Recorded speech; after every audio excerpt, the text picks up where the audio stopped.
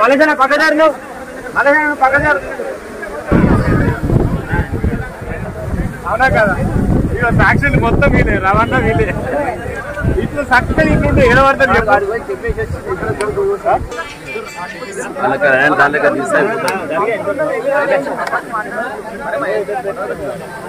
పైన డ్రోన్ అది హరి హరి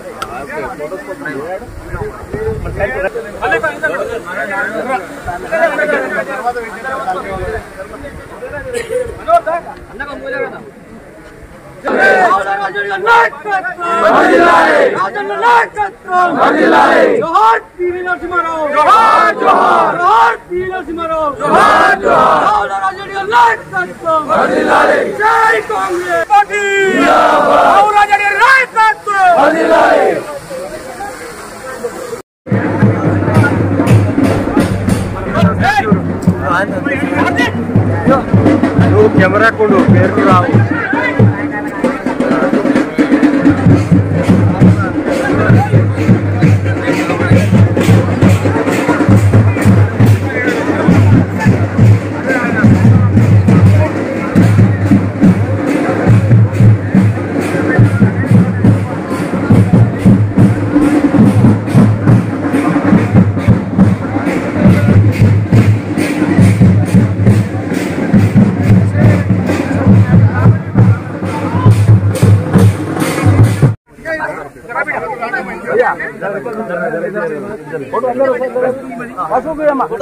గణేశ్ కొంచెం ఇంకా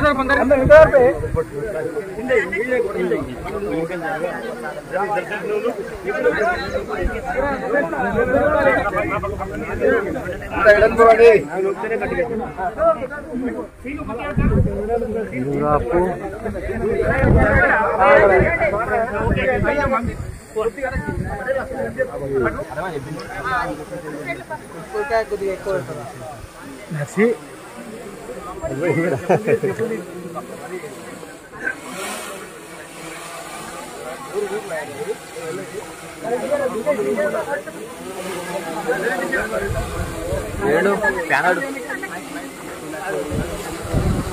సైడ్ జరగనా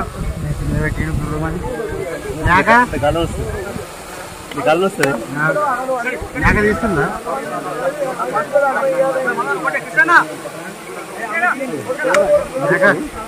మనం అవి రాగాలి అన్ని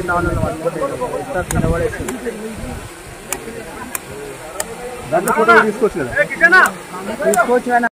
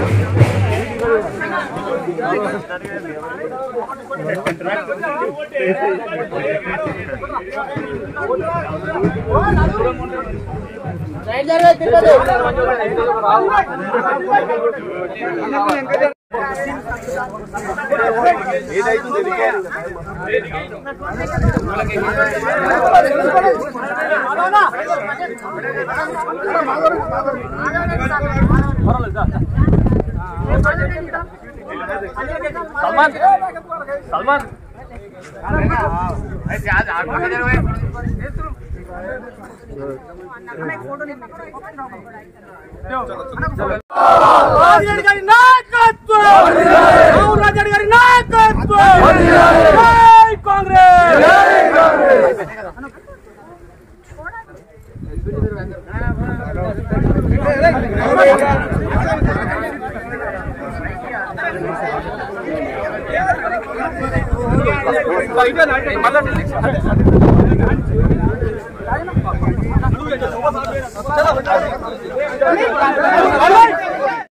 अंदर वेडल्पू जरगडेना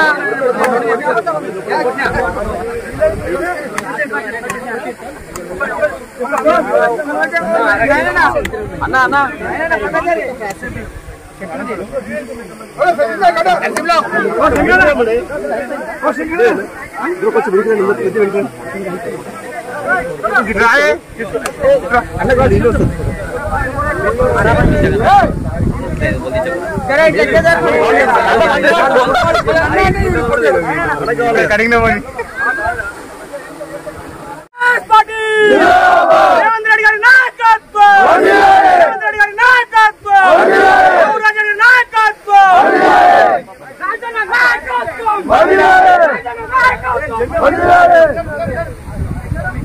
స్థానిక సంస్థల ఎన్నికలకు ఇది శంకరావమ్మా పూరిస్తున్నావా?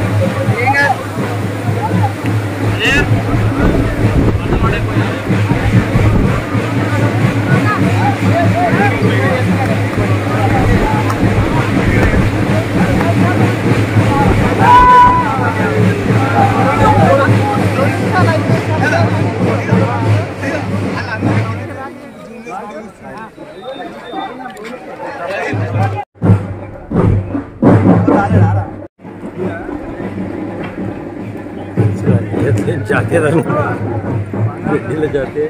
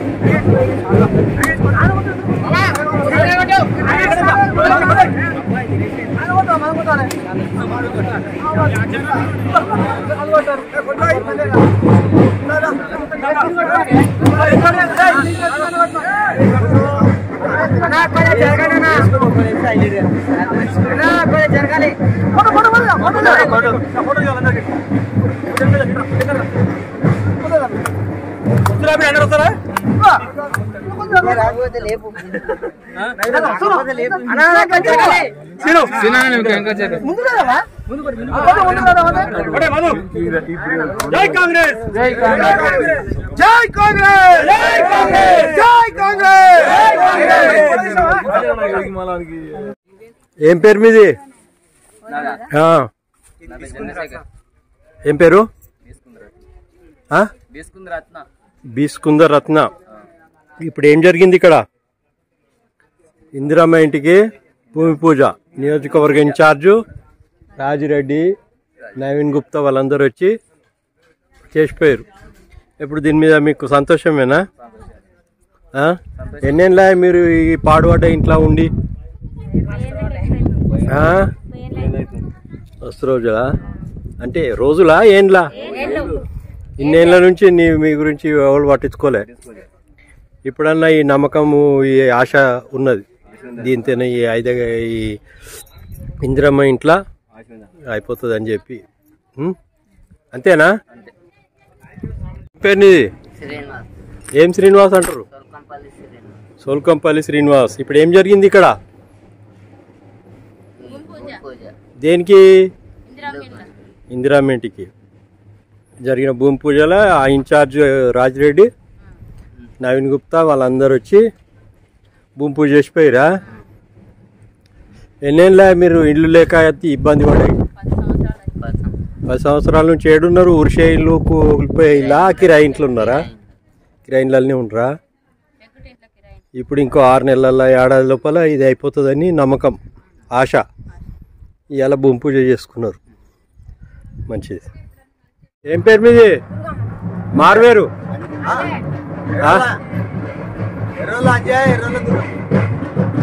ఇప్పుడు ఏం జరిగింది ఇక్కడ? ఏం జరిగింది? దేనికి? ఇన్ని రోజులు ఏడున్నావు మరి? ఇన్ని రోజులు ఇప్పుడు ఇందిరమ్మ పథకంలో వచ్చిందా నీకు? నమ్మకం ఉంది 6 నెలల ఏడాది లోపల కొత్తగా సొంత ఇంట్లో ఉంటారని చెప్పేసి ఒక నమ్మకం ఉన్నది. ఈరోజు స్టార్ట్ అయింది. మంచిది.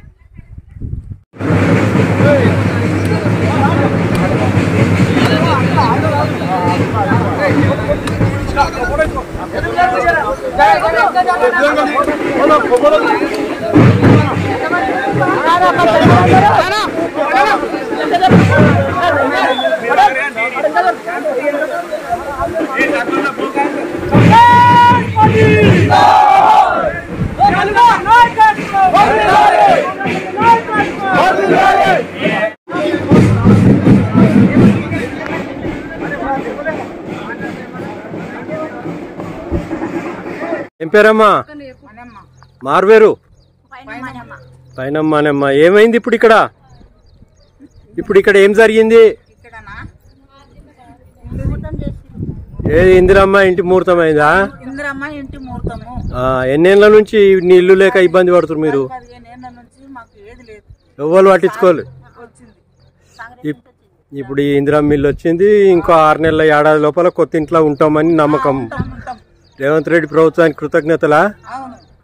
రాజిరెడ్డికి, నవీన్ గుప్తాకు, పార్టీ కాంగ్రెస్ పార్టీ ఏ పార్టీ అని ఉండని మీకు ఒకసారి ఇల్లు చేసినప్పుడు వాళ్ళకు ఒకసారి మనం రుణం తీర్చుకోవాలి. ఎవరన్నా ఉండని వాళ్ళు మనకేం మంచిదమ్మా. ఇంకా కిందికి పెడతారు. ప్రజాపాలన ప్రభుత్వం వచ్చి 18 మాసాలు అయిపోయింది. ఇక్కడున్న తెలంగాణ ప్రజానీకానికి కానీ ముఖ్యంగా మీ మీడియా మిత్రులకు గడిచిన 10 సంవత్సరాల కాలం ఎలా గడిచింది, సాధించుకున్న తెలంగాణ ఎటువైపు ప్రయాణించింది, ఎవరిని ఉద్దేశించి ఎవరి జీవితాల్లో మార్పు తీసుకురావాలనే లక్ష్యంతో మరి తెలంగాణ తెచ్చుకున్నాం. మరి తెచ్చుకున్నాక అస్తవ్యస్తమైన పాలనలో పేదోడు బతుకు ఎలా ఆగమైంది కళ్ళకు కట్టినట్టు చూపించిండ్రు కల్వకుట్ల కుటుంబం మన రాష్ట్రానికి. సంపద ఎన్నో రెట్లు పెరిగింది, ధనిక రాష్ట్రం అని చెప్పిరు. మరి ఇవాళ అన్ని లెక్కలు ప్రజలందరి ముందున్నాయి, మేధావుల ముందున్నాయి. మరి వచ్చిన సంపద ఎటుపోయింది ఒక్కసారి ఆలోచిస్తే ఏ విధమైన ప్రాజెక్టులు తీసుకొచ్చిరు, ఎవరిని ఉద్దేశించి ఆ ప్రాజెక్టులు నిర్మించబడ్డాయి, మరి వాటి వలన పేదోడికి ఏం ఉనగూరింది, పేదోడి బతుకులో ఏం మార్పు వచ్చింది ఒక్కసారి ఎక్కడో అవసరం లేదు, మన శివంపేట గ్రామంకు ప్రతి వాడకు పోతే తెలిసిపోతుంది. మరి 10 సంవత్సరాలలో ఆ కుటుంబానికి ఈ తెలంగాణ ఏర్పడినాక, ఈ ప్రభుత్వం బీఆర్ఎస్ ప్రభుత్వం ఏర్పడినాక ఏ విధంగా వాళ్ళ జీవితాల్లో మార్పు వచ్చింది, ఏం ఉనగూరింది తీసుకుందాం. మీరు ఉద్యోగాలు అన్నారు తెలంగాణ ఏర్పడక ముందు. అవును, మనం అందరం కలిసి ఉద్యోగాల కొరకు కొట్లాడినాం. ఉద్యోగాలు వస్తాయి, మన పిల్లలకు ఉద్యోగాలు వస్తాయి. ఆంధ్రోళ్ళని ఉద్యోగాలు కొట్టకపోయారు, మన ఉద్యోగాలు మనకు వస్తాయని కొట్టారు. మరి మన శివంపేటలో ఏ వాడకట్టైనా పోదాం, 10 సంవత్సరాల ఏ పేదోళ్లకు మరి ఉద్యోగం వచ్చిందో ఒక్కసారి అంకెలతో లెక్క పెట్టి కూడా తెలిసిపోతున్నాడు. మరి వీళ్ళు నిధులు అన్నారు. నిధులు అంటే ఎటు పోవాలి? కల్వకుట్ల కుటుంబానికి కాదు కదా, పేదోడికే కదా పోవాలి. పేదోళ్ళకి రాలేదనే కదా తెలంగాణ కొట్లాడినాం. మరి పేదోడి ఇంటికి ఏం నిధులు వచ్చినాయి, ఏ రూపంలో వచ్చినాయి ఒక్కసారి ఆత్మ పరిశీలన చేసుకోవాలి కేసీఆర్ కుటుంబంలో ఉన్న ప్రతి వ్యక్తి. నేను పేదలను కూడా అడుగుతున్నా, ఎస్పెషల్లీ ఇవాళ వచ్చిన శివంపేట గ్రామంలో ఉన్న పేదలను అడుగుతున్నా, మీ ఇంటికి ఏం నిధులు వచ్చినాయి ఒక్కసారి 10 సంవత్సరాల పాలనలోకి వెళ్ళండి. మీకు గతంలో వ్యవసాయదారులైతే, రైతులైతే గతంలో 10 సంవత్సరాల మీ పాలన కంటే ముందు ఏ సబ్సిడీలు అయితే వచ్చి ఉండేనో వ్యవసాయ పరికరాల మీద, స్ప్రింక్లర్ల మీద, డ్రిప్ మీద, మరి అవన్నీ మీకు 10 సంవత్సరాలలో ఎప్పుడైనా వచ్చినాయా? మరి దళితులకు 3 ఎకరాల భూమి అన్నారు. సరే, దళితుల్ని సీఎం చేస్తామన్నారు. అది కాదు, తెలంగాణ సమాజానికి అందరికీ తెలుసు పదవికాంక్ష వాళ్ళకి ఎట్లున్నదో. దానికి విపరీతమైన అర్థాలు చెప్తారు వాళ్ళు. అది వదిలేయండి. దళితులకు 3 ఎకరాలు అన్నారు, వచ్చినాయా? మరి ఏ రూపంలో వచ్చింది పేదవాడి ఇంటికి? కేవలం వాళ్ళు చెప్తున్నది ఒకటి ప్రతిసారి చెప్పుకుంటుంది, రైతు అయితే రైతు బంధు అన్నారు. మనం ఇప్పుడు రైతు భరోసా రూపంలో ఇస్తుంది. మరి పేదవానికి డబుల్ బెడ్రూమ్లు అన్నారు, డబుల్ బెడ్రూమ్లు వచ్చినాయా? డబుల్ బెడ్రూమ్లు రాలే. మరి ఏ రూపంలో డబ్బు వచ్చింది? నేను చెప్తా ఏ రూపంలో వచ్చిందంటే కేవలం 5 సంవత్సరాలకు ఒక్కసారి వచ్చింది. అది ఎప్పుడు వచ్చిందో కూడా మీకు తెలుసు. కేవలం ఎన్నికల సమయంలో వాళ్ళు దోచుకున్న సొమ్మును మీ ఓట్లను కొనుక్కోవడానికి మాత్రమే అదనం మీ ఇంటికి వచ్చింది తప్పితే మీ పేదోని ఇంట్లో, మన పేదవాళ్ళ ఇంట్లో ఒక ఇల్లు కట్టుకోవడానికో, వాళ్ళ కుటుంబంలో ఆడపిల్ల పెళ్లి చేయడానికో, లేకపోతే ఆయన మన వ్యవసాయం మీద ఏదైనా పైకి రావడానికో ఏది రాలేదు. అన్ని సబ్సిడీలు బంద్ చేసిరు, అన్ని పథకాలు బంద్ చేసిరు. కేవలం రైతు బంధునే ఒకటే ఒక దాని మీద మొత్తం వాళ్ళ పాలన సాగింది. అంతకంటే ఏం జరిగింది సాగింది చెప్పండి? అందుకే తెలంగాణ ఇచ్చిన ప్రదాత సోనియమ్మ 10 సంవత్సరాలు మనం వాళ్ళ పాలన ఇచ్చిన తర్వాత తెలంగాణ సమాజం మళ్ళీ ఓడిపోయిందనే ఆలోచనతో మనం ఎన్నికల్లో గెలిస్తే పేదోళ్లకు మరి మనం ఏవైనా మన తెలంగాణ సంపద చేరవేయాలి. అప్పులు చేసిరు, 8 లక్షల కోట్ల అప్పు చేసిరు. అయినా కానీ మనం తెలంగాణ ప్రజానికానికి చేయాలనే ఒక లక్ష్యంతో 6 గ్యారంటీల రూపంలో మనం ఎన్నికల ముందు మన మేనిఫెస్టోలో పెట్టుకోవడం జరిగింది. ఈ ప్రజల దీవెనతోని తెలంగాణ ప్రజాప్రభుత్వం రేవంత్ అన్న నాయకత్వంలో ఏర్పడడం జరిగింది. వచ్చినప్పటి నుండి మీరు చూసిరు ఏ విధంగా తరుముతుర్రం. అప్పుల కుప్ప చేసింది మర్చిపోయారు, అబద్ధాలు ఆడింది మర్చిపోయారు, తెలంగాణను ఆగమాగం చేసింది మర్చిపోయారు. కానీ వచ్చిందే తరుముతా ఉన్నారు. ఏమా ఏమా ఏమా మీరు 10 సంవత్సరాలు ఇస్తే ఏం చేయలేనోళ్ళు 3 సంవత్సరాలు 3 నెలల నుంచే మనం ఎమ్మడబడ్డం. అయినా మొక్కవోని ధైర్యంతో రేవంత్ అన్న ప్రభుత్వం 6 గ్యారంటీల్లో ఆరోగ్యశ్రీ పథకాన్ని మీకు అందరికీ తెలుసు. ఆరోగ్యశ్రీ పథకం ఏ విధంగా మూలన పడేసిరో వాళ్ళు. ఇలా ప్రతి పేదవాళ్ళు ఎన్నో కుటుంబాలు ఇలా మా శివంపేట నుంచి ఆరోగ్యశ్రీ పథకం కింద మరి ఇలా లబ్ధి పొందుతుర్రా లేదా ఒక్కసారి తెలంగాణ ప్రజానీకం ఆలోచన చేయాలి. మనమే ఎంతో మందిని ఆరోగ్యశ్రీ ఇలా మనం ఈ ప్రభుత్వం వచ్చినాక 10 లక్షల రూపాయల వరకు ఆరోగ్యశ్రీ మరి 5 లక్షల నుంచి 10 లక్షలు పెంచుకున్నాం. ఎందుకు ఎవరి కొరకు పెంచినాం? మనం మీలాగా కాంట్రాక్టర్ల కొరకు కాదు. ఇది కేవలం పేదలను బలోపేతం చేయాలనే ఆలోచనతో చేసినాం. మీకు అంకెలున్నాయి. ఈరోజు సాలీనా మీరు 400 కోట్లు సీఎం రిలీఫ్ ఫండ్ల మీద ఎల్ఓసీల మీద ఖర్చు పెడితే మీరన్నా స్వర్ణయుగం అన్నారు. మీది 400 కోట్లు ఖర్చు పెడితే మేము 800 పైచిలుకు కోట్లు ఖర్చు పెట్టినాం. మేము ఈ అప్పుల ఊబిలో ఉండి కూడా అంటే మేమెవరి కొరకు పనిచేస్తున్నాం, మీరెవరి కొరకు పనిచేస్తున్నాం. మరి పేదవాళ్ళకి అనవట్లే. మీకు సాంఘిక సంక్షేమ హాస్టళ్లలో డైట్ ఛార్జీలు పెంచినాం. ఎందుకు పెంచినాం? 10 సంవత్సరాలు మీరు పురుగులు అన్నం పెట్టిరు. ధనిక రాష్ట్రమై పురుగులు అన్నం పెట్టిరు పేదలకు మీరు. మీరు అప్పులతో ఇచ్చినాక కూడా ఇవాళ మేము డైట్ ఛార్జీలు పెట్టి మంచి పోషకాహారం ఇస్తున్నాం. ఎవరు చదువుతారు సాంఘిక సంక్షేమ హాస్టళ్లల్లో, వెల్ఫేర్ హాస్టళ్లల్లో? ఎస్సీ ఎస్టీ బీసీ మైనార్టీలు పేదలు బతుకుతారల్లా. పేదలు చదువుతారు. వాళ్ళ బతుకుల్లో మంచి రావాలి, వాళ్ళు మంచి చదవాలి, వాళ్ళ మేధా సంపత్తిని పెంచాలి, ఒక పౌష్టికాహారం ఇవ్వాలనే లక్ష్యంతో చేసినాం. మీరు స్కూళ్ళని ఏ పరిస్థితికి తెచ్చిరు? శివంపేట మండలం చూడండి,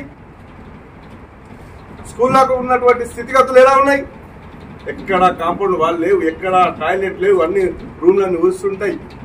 వాటిని మీరు మన ఊరు మన బడని తెచ్చారు. ఎక్కడి కుప్ప అక్కడనే పెట్టారు. కాంట్రాక్టర్లను ఆగమాగం చేసి ఇవ్వాల, కట్టిన వాళ్ళకి బిల్లులు ఇవ్వలేక. కానీ మన ప్రభుత్వం వచ్చినాక స్టూడెంట్ టీచర్ నిష్పత్తిని సరిగ్గా పాటిస్తూ ఏ స్కూలుకు ఎంతమంది టీచర్లు ఉండాలి, ఎంతమంది విద్యార్థులు ఉంటే ఎంత టీచర్లను పెట్టాలి అనే నిష్పత్తిని ఏ విధంగా ఫాలో అవుతున్నారో మనందరికీ తెలుసు. అదే కాకుండా మొన్న అమ్మ ఆదర్శ పాఠశాల కింద నిధులిచ్చి పిల్లలకు పాఠశాలలో వసతులు మెరుగుపరిచి మళ్ళీ ఒకటి ఎన్నడూ లేనిది మీరు 10 సంవత్సరాలు ఎన్నడూ కూడా పాఠ్య పుస్తకాలు స్కూలు తెరిచినాక నెల 2 నెలలకు 3 నెలలకు కూడా ఇచ్చిన దాఖలాలు మీ ప్రభుత్వంలోనే. కానీ మేము స్కూళ్ళు తెరవక ముందే పాఠశాలలో పాఠ్య పుస్తకాలు ఇచ్చినటువంటి ప్రభుత్వం మాది. వైద్యం, ఆరోగ్యం, సంక్షేమం. ఇక సంక్షేమం కోసం ఇలా ఈరోజు మనం ఎందుకు వచ్చినాం? శివంపేటకు ఇందిరమ్మ ఇళ్లకు భూమి పూజ చేయడానికి వచ్చినాం పేదవాళ్ళకు. కానీ అబద్ధాలు చెప్పాలి, ఎదుటి వాళ్ళను దగా చేయాలి, ఎదుటి వాళ్ళను బెదిరియాలి, ఎదుటి భూములను కాజేయాలి. ఇది మీరు నేర్పిన సంస్కృతి తెలంగాణకు. మేము అలాగా ఈరోజు చెప్తున్నా శివంపేట నడిగంట నుండి ఈరోజు వచ్చిన ఇండ్లే కాదు. ఈరోజు ఎవరెవరికైతే ఇల్లు లేవో, ఖాళీ స్థలాలు ఉన్నాయో, పెంకుటిన్లు ఉన్నాయో, కూలిపోయే పరిస్థితులు ఉన్నాయో, గుడిసెలు ఉన్నాయో, ప్రతి ఒక్కరికి ఇల్లు ఇచ్చి ఎవరికి ఇల్లు లేదు అనే పరిస్థితి రానియకుండా తెలంగాణను పరిపాలిస్తుంది రేవంత్ అన్న ప్రభుత్వం అని మరొకసారి చెప్తున్నాను. నేను ఈరోజు ముఖ్యంగా చెప్తున్నా శివంపేటకెళ్ళి శివంపేటలో ప్రత్యేక దృష్టి పెడతాం. శివంపేట అయినా సరే, శివంపేట మండలంలో వివిధ గ్రామాలైనా ప్రత్యేక దృష్టి పెడతాం. ఇక్కడ ఎస్టీ సోదరులు ఉన్నారు, ఎక్కువగా ఎస్టీ సోదరులు ఉన్నటువంటి ప్రాంతం ఇది. చాలా మందికి ఇల్లు లేవు, గుడిసెలు ఉన్నాయి. వాళ్ళని ఎప్పుడైనా పట్టించుకున్నారా మీరు? పట్టించుకున్న పాపాన పోయినా ఎప్పుడు వాళ్ళని ఓట్లకు దండుకోవడానికి వాడుకున్నారు తప్పితే ఎప్పుడు కూడా వాళ్ళ జీవితాల్లో జీవితం బాగుపడాలని ఎప్పుడు ఆలోచన చేయరు. కానీ మేము ఈరోజు చెప్తున్న శివంపేటలో ఉన్న ప్రతి తండా దగ్గరికి వెళ్తాం, ఇల్లు లేని వాళ్ళందరికీ ఇల్లు ఇచ్చి తీరుతామని మరొకసారి తెలియజేస్తూ, ఇవే కాకుండా చాలా విషయాలు ఉన్నాయి. కానీ ప్రతి సందర్భాన్ని మాట్లాడతాం, ప్రతి దానికి మేము సవాల్ విసురుతున్నాం. మీరు ఏ ప్రశ్నకైనా, మీరు ఏ సవాల్ విసిరినా దానికి ఎక్కడైనా సమాధానం చెప్పడానికి మేము రెడీ ఉన్నాం. మేము ఎందుకంటే మా ప్రభుత్వం ప్రజల కొరకు ఒక సంకల్పంతో శాశ్వతంగా వాళ్ళ జీవితాల్లో మార్పు తీసుకురావాలి, వాళ్ళని అభివృద్ధిలోకి తీసుకురావాలని ఆలోచన చేస్తున్నటువంటి ప్రభుత్వం. మీలాగా ధనం సంపాదించుకొని మీరు హుజూరాబాద్లో స్టార్ట్ చేసి ఎన్నికల డబ్బుల ప్యాకెట్లు వంచడం మేము ఎందుకంటే ఎన్నికల్లో పోయి చూసినాం కదా, మీకు దాన్ని కొరియర్లో ప్యాక్ చేస్తారు చూడ, అట్లా పంచి ఒక్కొక్క 6,000 ఒక్కసారి తెలంగాణ ప్రజానికం ఆలోచన చేయాలి. ఒక ఓటును 6,000 రూపాయలతో ఆ రోజు కొన్నారంటే ఎవడబ్బా సొమ్ము? కల్వకుంట్ల కుటుంబం మన తాతలు సంపాదించిన సొమ్ము అని నేను అడుగుతున్నా. ఆ ప్యాకెట్లు బ్యాంకులకి వెళ్ళి తీసుకొచ్చి వంచిరా, ఎవరి సొమ్ము? రేవంత్ అన్న మొన్ననే అడిగిండు మిమ్మల్ని, మరి మీరు ఎక్కడి నుంచి వచ్చిర్రు? మీ ఫామ్ హౌస్లు ఎక్కడికి వెళ్ళి వచ్చినాయి? ప్రతిదానికి సమాధానం చెప్పాలి. మీరు ఎన్ని రోజులు మోసం చేసినా, ప్రయత్నాలు చేసినా తెలంగాణ సమాజం ఎప్పటికైనా మేల్కుంటుంది, మీకు మళ్ళీ బుద్ధి చెప్తుంది. మీరు అబద్ధాల ప్రచారానికి తెరదేశిరు, దాన్ని తిప్పికొట్టడానికి కూడా ఇక్కడ ఉన్న శివంపేట కాంగ్రెస్ పార్టీ సైనికులు రెడీగా ఉంటారు. ఎప్పటికైనా మీ మెడలు వంచి మేము సుపరిపాలన అందిస్తామని మేము ఈ సందర్భంగా తెలియజేస్తూ ఈ అవకాశం ఇచ్చిన ప్రతి ఒక్క పెద్ద మనిషికి అందరికీ ధన్యవాదాలు.